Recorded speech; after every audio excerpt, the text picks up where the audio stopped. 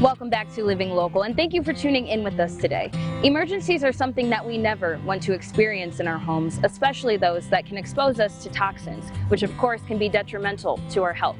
Today we're learning about the biohazard cleanup options that ServPro has to offer here locally and why it's important to get professionals involved. So joining us here today is Jason Delzell, and he is the general manager of ServPro. Thank you for being here with us today. Thanks for coming out. And thanks for having us in your space, of course. So can you please tell the folks at home who may not know about ServPro what exactly you all do? ServPro is primarily a fire and water restoration cleanup and company, but we also do multiple other things other than fire and water. One of the big things that we do that people don't think about is biohazard cleanup. And that's what we're focusing on today too. And maybe it's a topic that people hadn't necessarily thought about before. Can you please explain exactly what goes into that? Biohazard cleanup is anything that could be cleaned, that needs to be cleaned up, that can cause us harm.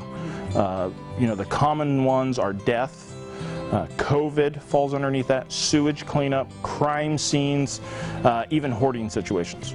So different situations that maybe people don't necessarily want to be happening, but when they do happen, you guys can come out and help with that. That is correct. Okay, absolutely. Now, in what situations, outside of the ones that you listed, when could this service be needed? It can be needed quite a bit. You know, if somebody accidentally cuts themselves while cooking, we've done those kind of cleanups. You know, I mentioned the death, homicide, suicide, crime scenes, cleaning up the fingerprint powder from a crime scene or a break-in, even though there may not actually be any blood or anything such as that to clean up. COVID has been a huge thing over the last year and a half. And sewage losses, you know, we're familiar with the bacteria and viruses that we can find in sewage and how those can cause harm to us.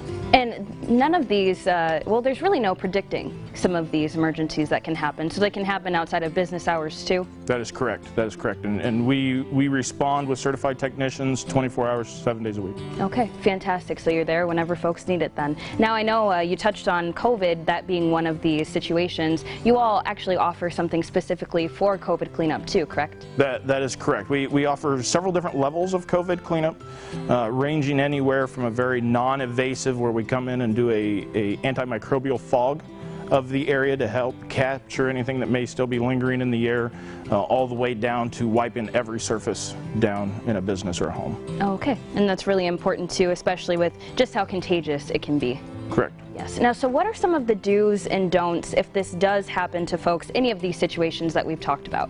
The primary concern is keeping yourself safe. We don't want to see anybody get sick from any of these, so trying to avoid touching the contaminated areas particularly is very important. If you are in a situation where you do have to touch something contaminated, make sure that you've got the proper protection equipment on, you know, gloves, a respirator, in extreme cases even a Tyvek or a biohazard suit. Okay, so definitely some things to keep in mind too. And do you probably just want people to wait until help comes, unless they have to do something? These are situations where it really is best to wait for the professionals to show up so that it can be done safely and get disposed of properly. And what kind of services exactly, like how do you all come in and help with that? Obviously you have to keep it probably pretty contained, so what does that process look like? It starts out with, just like you said, you know, building a containment barrier as well as an exit chamber, so that we've got a place to be able to decontaminate not only ourselves and our equipment from the situation. Each of these situations have got different requirements, whether you're talking about OSHA or federal requirements to the state and local as far as how things have got to be disposed of.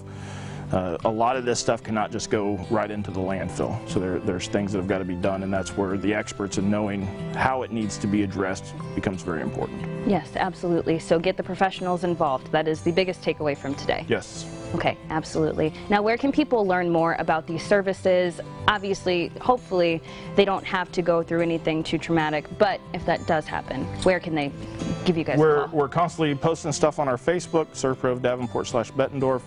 They can go to our website, servprodavenport.com, or they're welcome to call the office at any time. Okay, fantastic. Jason, thank you so much for sharing this information and for covering this topic. Thank you. This segment was sponsored by ServPro, and if you want to learn some more about the services that they have to offer, you can visit ServPro-Davenport-Bettendorf.com, and we'll also have those details posted over on our website at ourquadcities.com. More Living Local continues after the break.